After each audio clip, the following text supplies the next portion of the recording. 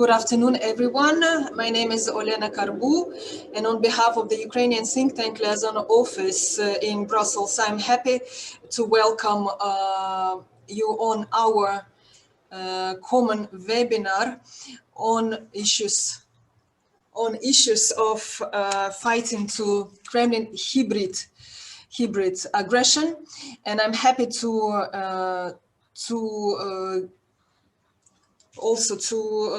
introduce our co-organizers with whom we decided to do this webinar. And this is Text.org.ua and Internews-Ukraine. These are leading Ukrainian think tanks dealing with the media, propaganda, disinformation. Our partners from Czech Republic, European Values Center for Security Policy, David and Veronika. And of course, yes, and we do this webinar with the support of International Renaissance Foundation. And we gathered together, this is our yet another event as an occasion to speak about important issues, important for Ukraine and apparently important for the Central Europe and the European Union as such. And these recent developments, particularly in the Czech Republic, and that Ukraine has been under the Russian attack, including in the media area for several years, gave us yet another reason to speak about how can we together counteract such activities, what can different stakeholders do, including civil society, expert community, authorities, media community, and all those who are interested and who want to protect their countries against such activities, such aggressive activities. And with this, I would like first to give a floor to David Stulik from European Values Center for Security Policy. And we want to ask him to put these recent developments into more general context, and to tell more in the genesis and how we can prepare ourselves better. So David, the floor is yours. Thank you, Olena, and thank you everybody for organizing this important event. Let me reveal some of the background of the preparations of this online talk. We started to work on it more than months ago, and I was kind of puzzled what sort of content we should focus on. But in the meantime, we found out that the Czech Republic was also a subject to a Russian military aggression, that Russian military officers are behind those explosions in Czech ammunition depot in Vrbětice. And now suddenly we have had quite a lot of things in common, unfortunately. And as a person who spent quite a long time in Ukraine, and I was there during those crucial days back in 2013, 14, 15, I think I'm now kind of in a privileged position to compare the experience of the Czech Republic and Ukraine. And let me start with saying the first, let's say, assumption, or first, let's say, thesis. You fully realize the impact and the nature of Russian hybrid operations only as long as you are directly targeted by them. Now I think many Czechs kind of realized what Ukraine has been experiencing since 2014. Before, quite a lot of Ukrainian friends of mine were asking me why Europe is reacting, let's say, so mildly, why Europeans do not understand what's at the stake in Ukraine. And I think now many Czechs might have the similar feelings. As a matter of fact, we were the subject of a military attack done by the, as I said, Russian intelligence officers on our territory. So it was a direct military attack on the EU and NATO member state. And this is very, very, I would say, significant thing, very serious thing. And I would say that for many Czechs, this could be a kind of a mind changer that is kind of shaping their, let's say, perception of Russia quite completely. And I think that quite many Czechs felt the same things like Ukrainians have felt during the last couple of years this Monday, when the High Rep of the EU said that the EU is not willing to further escalate this rift and conflict with Russia, that the EU is not going to continue that diplomatic war of expulsion of Russian diplomats from other EU member states. Because here, I would say, for quite a significant part of the Czech society, this is a kind of it is perceived as a lack of solidarity of the other EU member states. As you know, we were supported by 3 Baltic states, so we were supported by Slovakia and Romania, who also expelled a number of Russian diplomats, but that's it. And this is something that Ukraine has been experiencing since 2014 quite often, when Ukrainians, both the, let's say, civic activists or the government, were requesting more serious approach and more severe punishment of Russia for that ongoing aggression, which in the Ukrainian case is both hybrid and kinetic. Right now, the Czech Republic and maybe also Bulgaria, as it seems also it's Bulgarian reality, we were the subject to, let's say, partial explosions and following hybrid operations, including disinformation and propaganda narratives and messaging.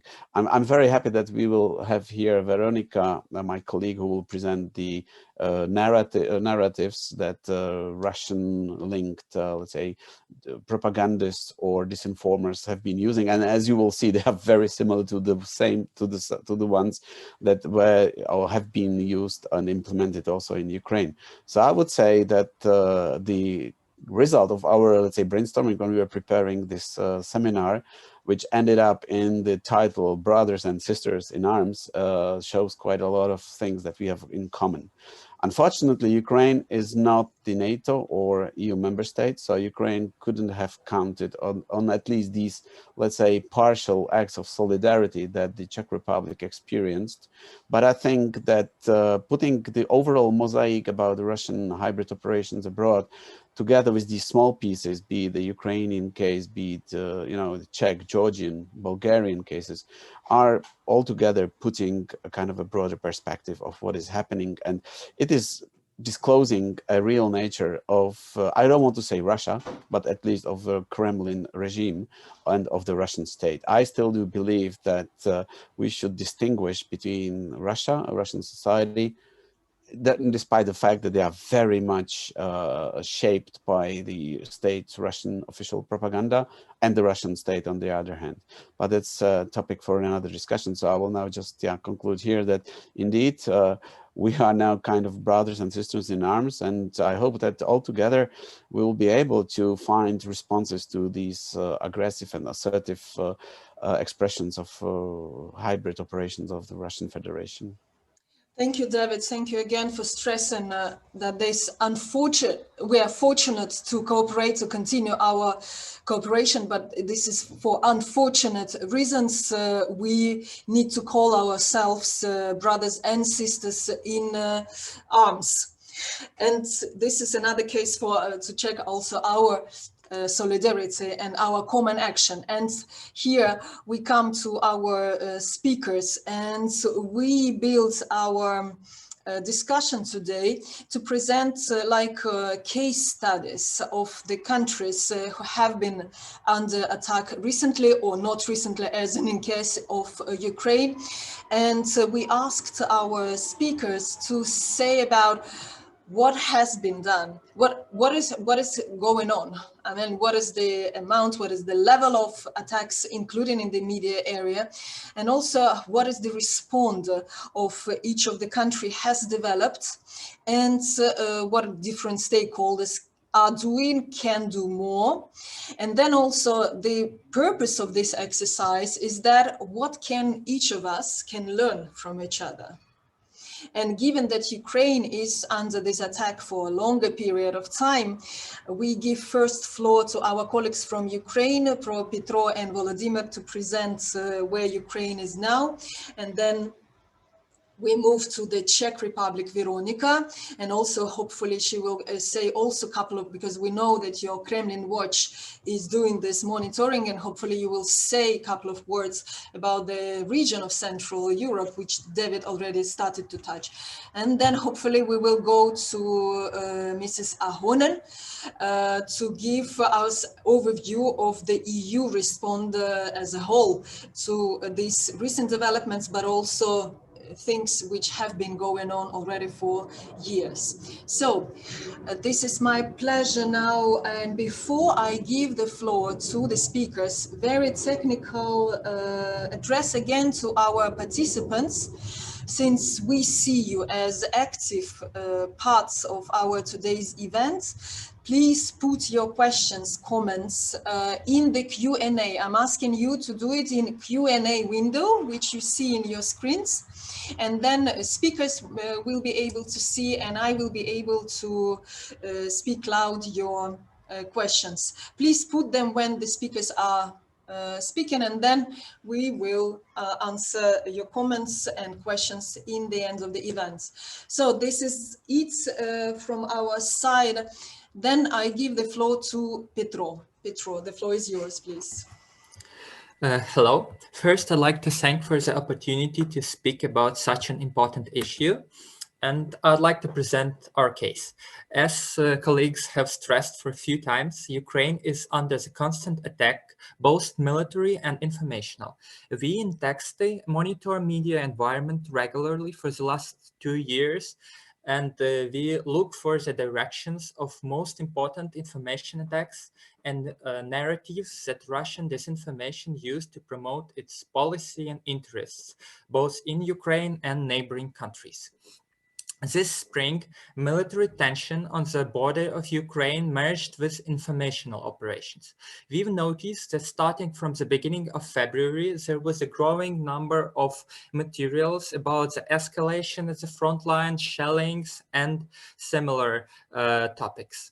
Websites that were commonly spreading disinformation on this issue were constantly blaming Ukrainian armed forces in shelling and aggressive actions against civil population, while Russian militants and mercenaries at the occupied parts of eastern Ukraine were killing Ukrainian soldiers, ignoring ceasefires that started on July 2020. On 80th, 20th March, Russian Defense Ministry website posted news about movements of huge portions of Russian armed forces near Ukrainian border. They explained those movements by military exercises. However, the number of troops grew quickly, and after the months, huge fraction of Russian army was locked either across Ukrainian border or in the occupied territories of Ukraine. As we know from both media, independent researchers and state actors, majority of those troops are still on their position, as well as the military equipment they possess is ready to strike. What could be the I'd like to say that those two facts are not disconnected. The informational campaign, in fact, started a few weeks prior to the first military tensions, and it supported it all around the way. What are the probable goals of these operations? We figured out that those goals could be discredit Ukraine before international community, cause panic among civil population of both the governmentally controlled part of Ukraine and occupied part of Ukraine, and promote Kremlin interest in the region. The major narratives presented in disinformation about the concentration of troops is that the Russian army is preparing to defend against Ukraine offensive. We've noticed a variety of publications claiming that Ukraine is going to use force in order to deoccupy its territory. Sometimes disinformers use example of Azerbaijan as a justification for Ukrainian alleged use of force. On the other hand, a lot of materials shared threats from Russian officials that Russian army will effectively destroy Ukraine and even could possibly strike in important administrative facilities all around the country, including capital Kyiv. In reality, Ukrainian political and military administration constantly stresses that country is willing to deoccupy the territory only using political and diplomatic means. And it's even absurd to claim that Ukraine is going to attack Russia, which has one of the most powerful and well-funded militaries in the world. I would like also to mention some of the cover-ups that Russian propaganda uses in order to justify the Russian military pressure. They speak about, for example, Joseph Biden's words that Putin is a killer as a trigger. Also, they mention sanctions against Nord Stream gas pipeline and sanction against pro-Russian politicians in Ukraine and their media outlets. Recently, those politicians were accused of treason in Ukraine. And finally, I'd like to say a few words about what was done and what could be done. In the last year, Ukraine limited a spread of Russian disinformation by imposing sanctions on TV channels controlled by those politicians I mentioned previously. Which were those politicians were accused of treason, and the TV channels were possibly getting an indirect funding from Russia. Also, the governmental centers were created to tackle disinformation, and civil actors are constantly doing monitoring, fact-checking, and research about Russian propaganda and military operations, our organizations included. I believe that the unity and support among the countries threatened by Russian aggressive policy, as well as a further international cooperation in this field, could make the fight against both military tension and informational operations even more effective. And I hope that this cooperation will increase among those countries, Ukraine and Czech Republic included, that were actually under attack, both in recent years and previously. I guess that's all I'd like to tell, so thank you for your attention. Thank you, Petro, and thank you again for reminding us. It always strikes me that Russia is using new techniques, but so old narrative, accusing the victim in aggressing the aggressor. So we have seen this so many times in the last century, and unfortunately are still witnessing today. So, Volodymyr, I give the floor to you to continue to tell us more about the Ukraine case. Thank you very much, colleagues, and thanks for this invitation. I'm very glad to be here in such a wonderful company. And I would like to follow up on something that Petro was saying. Petro was telling you the story about how Russia is basically attacking Ukraine militarily and supporting this military threat with information threats. I would like to focus on Ukrainian internal agenda, and my short intervention will be divided in 3 parts, and in each of these parts there will be 3 points. So it's very symmetric. I will talk about the challenge, I will talk about Ukrainian response, and I will try to talk about what to do. But I have only 7 minutes, right? So the challenge.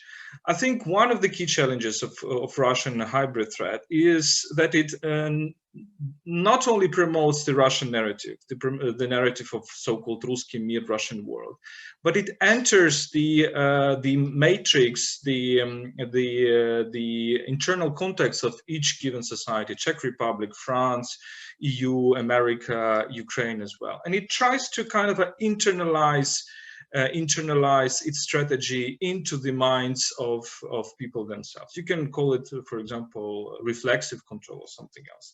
So what is Russia is doing, what our Medvedchuk TV channels are doing all the time? They're stressing on the weak points of Ukrainian society, for example, economic points, economic struggling, poverty, etc. And they're saying, look, this is because of the West, this is because of Ukraine's EU integration, etc.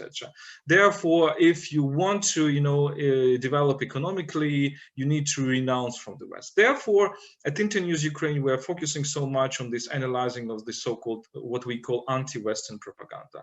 This anti-Western propaganda, why we call it anti-Western propaganda by the pro-Kremlin TV channels, it's not because we believe in a kind of a consolidated West, but because they are using this term. They are using this term, you know, collective West, etc. Now, the second point, because in the first point, you see, you know, such narratives as, for example, economic genocide. So they're using this term, very sensitive moral term, genocide, to develop this story. Now, the second point is that Russia information influences are not limited only to disinformation and fake news. It is naive to think that it's all about disinformation and fake news. There are parts of the truth of what Russian, you know, vehicles, information vehicles are saying. I would call it more malinformation than disinformation. Malinformation meaning the mixture of lies and half-truth manipulations, you know, to promote a certain narrative. For example, a narrative that going to the West means economic poverty, or, for example, democracy means war. And the third point of the challenge is that Ukrainian society is internally vulnerable to these influences. It's not only that there is a malign Kremlin, you know, operator who just manipulates. It's that Ukrainian society has internal weaknesses, and the key internal weaknesses is a kind of a lack of agency among Ukrainian people, among Ukrainian citizens. So Ukrainians, you know, are accustomed to believe that the center of the decisions about their destiny lies outside the country, somewhere outside. This creates lots of fertile ground for these conspiracy theories and for the so-called narrative. The key narrative of pro-Russian, pro-Kremlin propaganda is about external governance by the West. Now, what was the response of Ukraine? Petro already mentioned the sanctions against Medvedchuk-linked TV channels, but what is most important is what is going on right now is that Mr. Medvedchuk is facing an official legal suspicion, and he's now kind of wanted. He's now, you know, there are rumors that he is still in Ukraine, but he's not arrested, and there are, you know, lots of stories whether he will let travel to Russia or not, because Mr. Kozak, his ally, seems to be in Russia. So I think this is a kind of a harsh response by Ukrainian authorities, but with certain ambiguities. But it's important that it's taking place right now. The second issue that Petro also mentioned, the two centers that Ukraine already established after quite a few years, you know, the Center of Strategic Communications in the Culture and Information Ministry, and this Anti-Disinfo Center in the National Security and Defense Council. So it's interesting to see that there are two centers, not one. So how they will cooperate. And the key challenge, I think, is that how the centers will coordinate among various other branches of you know, public authorities. This is very important. I would like to say that all Ukrainian NGOs who are involved in this fight against disinformation are deeply working now with the centers, at least with the Strategic Communication Center, because the head of the center comes from the civil society, and it's very important. Now, there is one, in the response side, there is one important weakness in the Ukrainian society. It's basically non-preparedness to escalation. Even now, we are talking about this non-preparedness, and I think the barometer of it was that Ukraine key defense production producer, Ukroboronprom, lacked for several months, lacked the so-called state procurement for its production, and therefore it was a very tricky thing that the parliament was unable to do this. Now, what can we do, basically? What can Ukraine do? I think the first thing is that it is important to continue this kind of a hard line, because even under Poroshenko, Ukraine lacked this hard line against Medvedchuk and pro-Kremlin politicians, and it is important to continue it and to lead it to the end. Because there is lots of criticism that why there are sanctions, why there is no legal proceedings, why there is no arrest, etc. So now, yesterday we have this, you know, suspicion which can actually lead to arrest. The strategy which is selected by Ukrainian authorities is rather the strategy of follow the money approach, and not, you know, banning TV channels because of their editorial policy. And I think this is a very important and very right approach. The second issue is that Ukraine should reconquer those topics on which pro-Kremlin TV channels are very active. For example, the topics of economic struggle, of poverty. People are afraid of, you know, opening up the market for land, etc. These are not. We should not consider these topics as just propaganda and disinformation. We should work with them, engage with citizens, and explain what is going on, and try to, you know, to combat those fears. The fears and distrust is one of the key Ukrainian emotion, and it's understandably that these, for example, pro-Kremlin TV channels are abusing this so much. And the third issue is a very long-term issue. I think it is important to work with this Ukrainian lack of agency, with the values, with the way how Ukrainians perceive themselves. Because again, the key narrative is that Ukrainians, the very big part of the society, is not seeing the center of agency within themselves. And I would say this is a very long-term strategy for, you know, years to come. I finish on this, and thank you so much for your attention. Thank you, Volodymyr, and thank you again very much for reminding us, I put it, that our internal weaknesses become a weapon against us. And this is also, thank you for reminding us how it is important to keep the unity inside of the country, to cherish rule of law, anti-corruption, economic growth, and all of this, to close all these gaps which can be used against us. So, dear colleagues, thank you for presenting the Ukrainian picture. Now we are moving to our colleagues from the Czech Republic. Veronika, now the floor is yours. Good afternoon, everyone. Thank you very much for inviting me to this event. I'm very happy to be here. As it was said, I work as an analyst in the specialized Kremlin Watch program in the European Values Center for Security Policy. And I want to mainly talk about the massive disinformation campaign which is taking place right now as we speak regarding the Verbětice case, which David explained at the beginning. Because it's really a very massive disinformation campaign which started to happening practically immediately after the events were publicly announced for the first time about 3 weeks ago. This strategy that Russian Federation is using in this case is not different from the strategy they used before. They used it in 2014 after the annexation of Crimea, or after shooting down the aircraft MH17. They used it also in 2018 after poisoning of the former Soviet agent Sergei Skripal and his daughter Julia. They are denying everything. These official statements of Russian government officials are quite clear. They are not willing to take any responsibility for what happened. And this is not what only the official Russian propaganda channels say, but it's also the disinformation websites are repeating and saying as well, not only in the Czech Republic, but also in other European Union member states and European partnership states. This meta-narrative is really just to deny everything what the officials in the Czech Republic say, everything what the intelligence services say, and trying to blame it on someone else.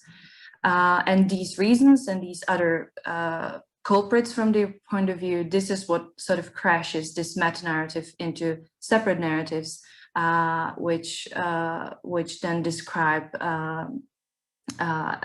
different versions of what could have happened. Of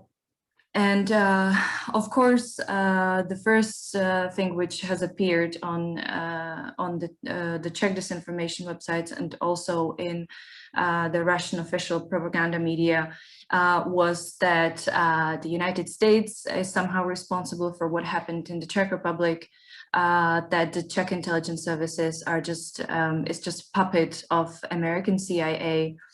But we have many different other disinformation narratives which are saying something completely different. They are blaming different people, different groups of people, different states for what happened, everyone except Russia.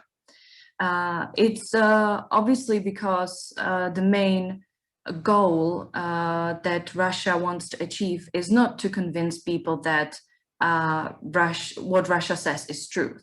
They don't want to convince people that the only truth is what Russian officials say. They just want to create as many versions as possible of what could have happened, so that the regular people are just too confused of what happened, and to the matter that they stop caring of what the truth is and stop looking for it, which I think they are actually being quite successful in.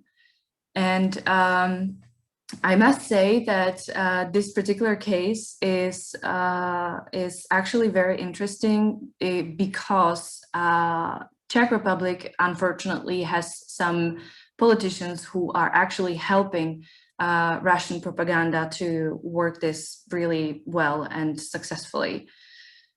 First of all, we had our Prime Minister, Andrej Babiš, who at one of the press conferences said that it was not an act of state terrorism and it was just an attack on goods, which he was very much criticized for saying, because 2 citizens died during this event, and he basically said that they were goods. So he was criticized, and then he apologized for it. But the point is that once he said it, the information was out there and the damage has been done, and the information just lives on their own.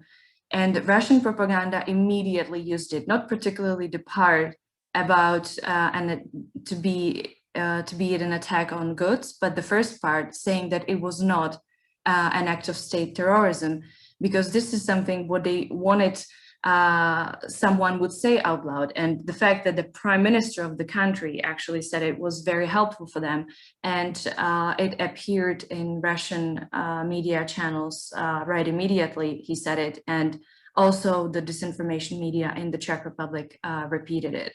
Then, of course, we have our president, Miloš Zeman. He is the biggest ally of the Kremlin in the Czech Republic.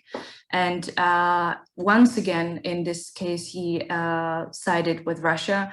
It took a week for him to actually create a statement. And then he had this 10-minute long speech about it.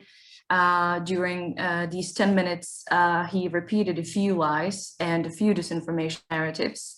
2 of them were very like hard lies, because the first one was that he said that the Czech intelligence services didn't provide enough evidence that these Russian agents were involved in this explosion. And the second lie was that the police is operating with 2 investigative versions. This is both not truth. The Prime Minister, the Minister of Interior, and other high-ranking politicians said it many times out loud on different press conferences and under different circumstances, that there is only one version the police is working with, and that's the version in which the Russian agents were involved, and that the Czech intelligence services provided enough evidence. And I personally think that they must have, because I don't think that the Czech government would react as hard as expelling 18 Russian diplomats based on just suspicion. So I think that President Miloš Zeman did this speech really in favor of Russian Federation and Russian propaganda, and I think that they were really waiting for him to say it, because after he said that the Czech intelligence services didn't provide enough evidence of Russian involvement, the information agencies from Russia tweeted about it within a minute after he said it out loud. And then we have more Czech politicians in the government and in the parliament who repeat these very pro-Kremlin narratives out loud. So I think that this is one of the reasons why our allies in NATO and EU are very confused, and why this international support is not as strong as it was in 2018 in the case of Great Britain, because what the government officials say, it's not unified, and even the people and our allies are just confused and don't know what kind of support we need, what kind of support we actually want. Thank you. Thank you, Veronika. Thank you, and especially for reminding us another techniques which is used, that creation of variation of truth and attacking the truth as such, in order to end, of course, using internal divisions, internal weaknesses of the political environment, which unfortunately disables or minimize the international support. Speaking of which, we are moving to Mrs. Ahonen to give us the overview of, because I know that the Stratcom has done a huge amount of work on monitoring, on finding the way of counteracting. Can you please share with us some of your recent fundings? Anneli, the floor is yours. Thank you very much, Olena. It's a great pleasure to be here today. So I will speak from the point of view of the head of East Stratcom task force, so focusing on information space, disinformation, and how to counter it.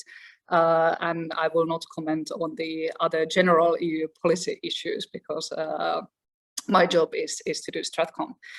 So I would like to go back a little bit what David said in the very beginning, about the wake-up calls and how you really like realize what is at stake once you are yourself attacked. Because I think that this has shown on so many levels in EU's response against disinformation. So our team was set up in 2015. With a mandate from all of the EU member states to address Russia's disinformation. And this, of course, came from the background of Russia's aggression in Ukraine and the illegal annexation of Crimea. And then we had several follow-up wake-up calls, like Cambridge Analytica, the Skripal poisoning, all of which led into more calls for the EU to do more to counter Russia disinformation, but also in more general way. And the most recent one has been COVID-19, which also brought China as a player, international player, spreading disinformation. So our approach has been from the beginning threefold. It is about communicating better EU's policies in the Eastern Partnership countries and Russia. It is to support independent media and work together with the civil society actors, and then to counter disinformation, where we run EU versus Disinfo campaign to raise awareness about pro-Kremlin disinformation. And I think that one of the essential things that have been part of this like awareness in Brussels and in the EU level has also been the voices that are here today in this panel, like European values and all the Ukrainian partners. It has been completely essential in explaining what is happening and what Russia is doing. And now for the most recent case studies, as outlined in this discussion, I can just agree with the analysis and share the views that have been presented. And our coverage on EU versus Disinfo is very similar. Maybe something to add on the Czech case is that also, of course, every time when the tensions internally grow inside Russia, that shows in disinformation campaigns as well. So, for example, one of the cases was the claim that Russian and Belarusian secret services have revealed a coup attempt on Lukashenko, and now the Czech officials and politicians are trying to distract the attention from this coup attempt. So this is like quite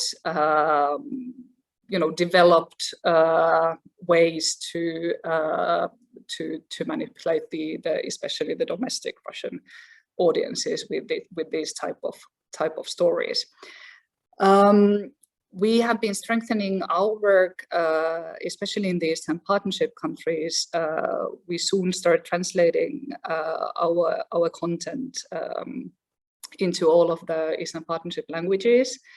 And most recently, we have been working together with the EU delegations and other EU partners on especially raising awareness about COVID-19 and anti-vax disinformation, how to talk to an anti-vaxxer, and have been running a campaign interviewing journalists who are countering disinformation and bringing their voices to European audiences. So this type of more developed, more targeted communication is one of the future directions, and it's also based on the current research that the more voices you have together, strengthening debunking and strengthening the factual narratives, the more effective the results are among the audiences. Going back to the issue of fixing the internal issues that all of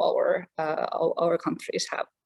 But I would like to conclude here, and then I'm happy to answer to any questions. Thank you. Thank you, Ms. Ahonen, for reminding us of important work of the Stratcom is doing right now on this disinformation area. And yes, hopefully there will be more questions to you. And as we promised, we have time for discussion, and we see two questions in the Q&A. And one is addressed to David directly on this famous eternal question, whether you debunk, as we now call it, Kremlin and citizens of Russia, or we take them as complementary, let's say, community, let's put it this way. And another question is on Belarus, and I would propose to touch, yes, I see, Volodymyr, you want to touch. I would like to propose to tackle the issue of Belarus in the context of using, let's say, Belarus kind of, not case, but Belarus in the context of Russian aggression towards other countries, to narrow a little bit this angle and to make it more complementary to our event today.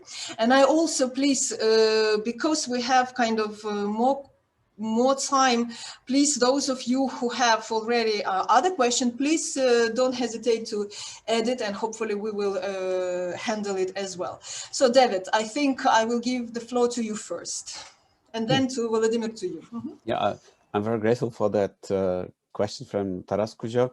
Actually, I'm not so naive to believe that there is a major difference between what the average Russian citizen think and what the official Russian authorities are doing. I am perfectly aware that there is this kind of a collective state of mind of a collective Putin. So the majority of the society is blindly following and supporting what their leader is actually saying. It very much resembles the fascist Germany before the Second World War. The latest speech of Putin at the Red Square during the military parade was a wonderful illustration of that, that he is preparing the society for a possible major assault from abroad. And we see his kind of a psychological preparations of his compatriots to defend their motherland, which is quite scary. So maybe I haven't expressed myself so clearly. I wish to believe that there should be a difference between the Russian, let's say, society, population, and the leaders. Somehow there is a little hope in your question, because you write that there are 85% of Russians who do support that. So The remaining 15% might be of a different opinion. And why I'm saying that, because I've been doing a research on the Russian minority and diaspora here in the Czech Republic last year. And I was, frankly speaking, amazed, positively amazed, how heterogeneous, how different that Russian diaspora in our country is. In general, they are perceived as a fifth column of Putin's regime, but there are many groups among them who are also kind of victims of Putin's regime.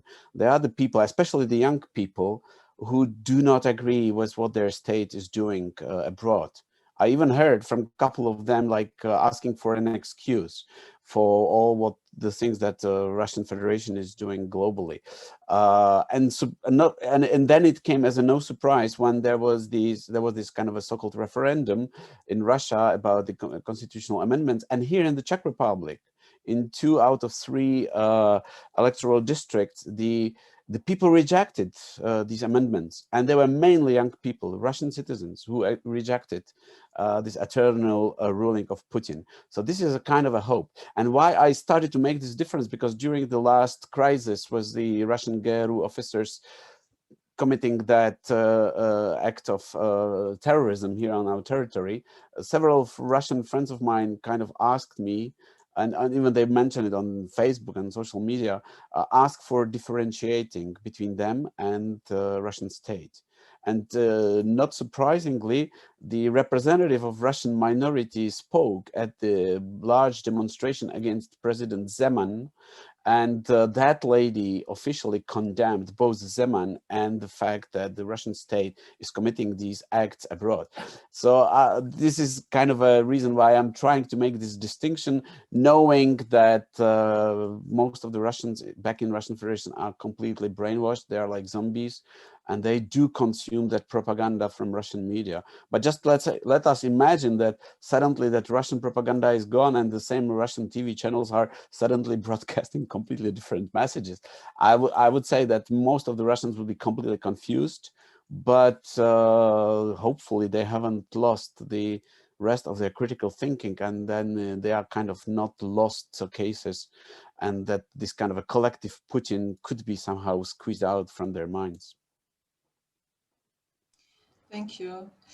Taras is entering more data about this unfortunately attacking your hope on disconnection between people and the Kremlin. That's but I also just maybe last sentence. yeah.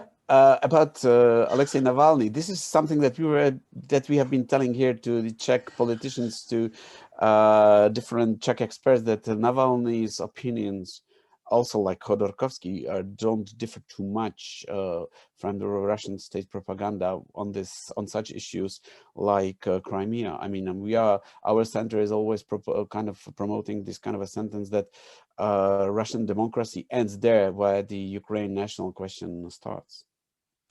Yeah, I would wonder if any Ukrainian colleague would like to say anything about what is our vision about this. Is there any hope or not?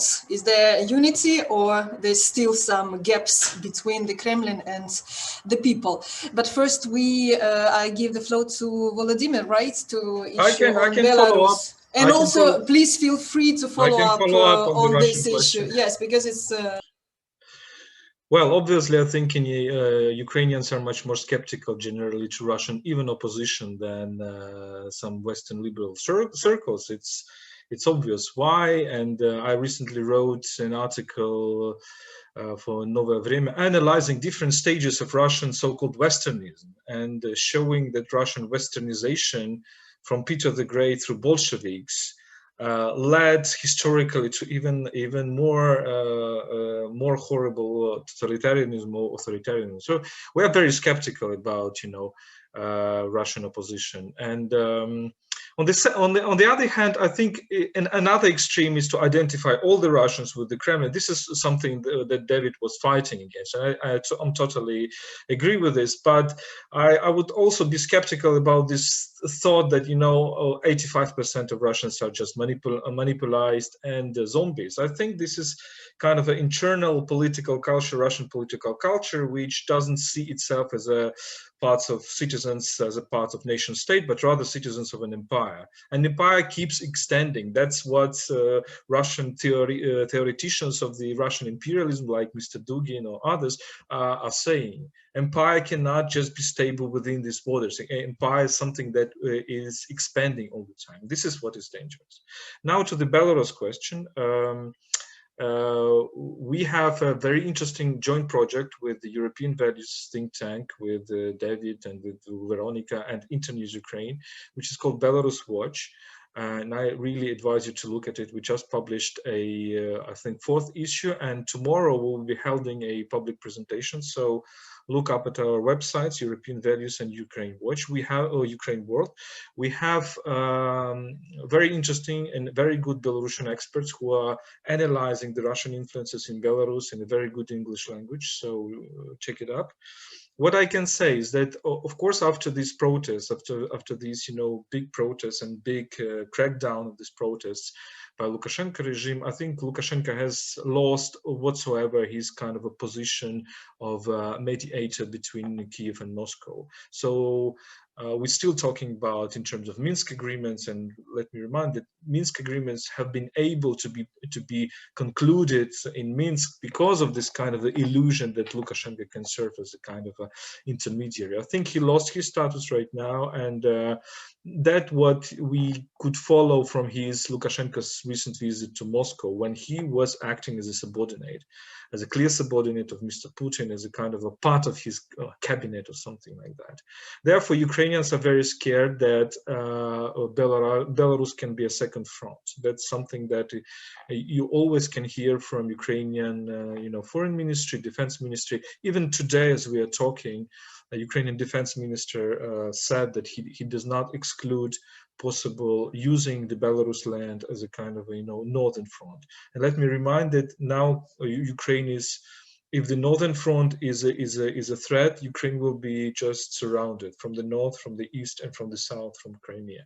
Therefore, of course, we are looking at it with very with a kind of a very, very big concern. And the question is what the leverage the West can have about Belarus. Belarusian economics is not Ukrainian economics. Ukrainian economics, even during Yanukovych time, was oriented even more to the EU than to Russia, or half 50-50. Now it's just EU vector totally prevails. In the Belarusian economy, the Russian vector totally prevails. I think the key thing that the West should be thinking is not in terms of sanctions. There was a question about sanctions. It's quite a dubious mechanism, but in terms of long-term strategy of people-to-people contacts, because we see Ukraine has what makes Ukraine different from Russia and Belarus is that every 5 years, except for Kuchma 10 years time, every 5 years we have the change of the elites. Change of political elites bring the change of the other level of the elites, social mobility, etc. This is not what's happening in Belarus and Russia. Therefore, there is growing alienation between the society and the way how it thinks and the leadership. And I hope, this is my hope, that one day we will see first Belarus, and maybe in several centuries Russia, or maybe several decades, the same process that are going on as in Ukraine. That would be my response. Thank you, Volodymyr. I can only join you in this hope. And also, I'm very happy to hear about this more and more examples of transferring Ukrainian experience to our Belarus colleagues. And maybe this is also one of the elements which we need to nourish in order to prevent Belarus of active participation in if a big aggression will happen. And as we predicted, we'd say, we have a separate question to Anneli, and she read it, so I will not repeat the question. I give the floor directly to Anneli to answer this. Thank you. So the question was about the spread of Russia's disinformation on the Czech explosion and attack. I think that, like, you know, in this case, we are talking about a disinformation campaign that runs centrally from the Kremlin and from the official Russian sources. It is very similar to the campaigns around Skripal poisoning or MH17 in this case. So then the disinformation usually also spreads across all the Russian outlets that we monitor in different languages. So we have seen these messages repeated in Spanish and in Arabic and in the Baltics and in Polish. So this is very clear that the attempt to spread disinformation in as many languages as possible is there. How much these are picked up by the domestic audiences and different disinformation groupings, for example, on social media.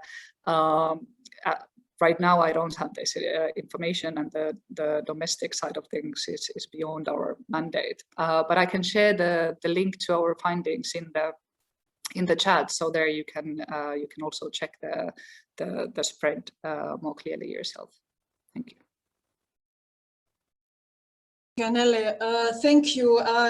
We are pretty much very punctual this time, and I thank everyone for very active participation, including to the audience. So as we said that we expected good questions and we received very good questions, and we thank the participants for them.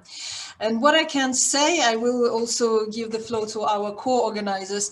From my side, I would say only one thing. Let's not wait any other new escalation to unite our forces and to keep our unity and to learn from each other and to transfer the best knowledges and to keep our solidarity in these times. So on behalf of the Ukrainian think tank Liaison office, once again, let me thank you for participation. I want to thank our co-organizers and our supporters. And I also invite you to those who did not yet subscribe to the digest to know all about latest analysis about Ukraine and on the upcoming events. And I want to see all of you and our next events. And I give now the free floor to co-organizers to say their words from their organizations. So please just take your floor. And of course, wait, it's important. We want to thank our communication teams who have done a great job in order to make this webinar possible. Dmitro, Yana, people from European Values as well, Internews and Texte. Anyone who wants to add? Frankly speaking, I have nothing to add. So thank you, Olena, for organizing it. And it was great to see colleagues here, still online, but hopefully soon also offline. Okay, excellent. It was very nice to see everyone. Please also take a note on the web page which Anneli has sent in the chat, and we keep in touch. And we keep active, and of course, and first of all, we keep safe and healthy. See you all. Bye-bye.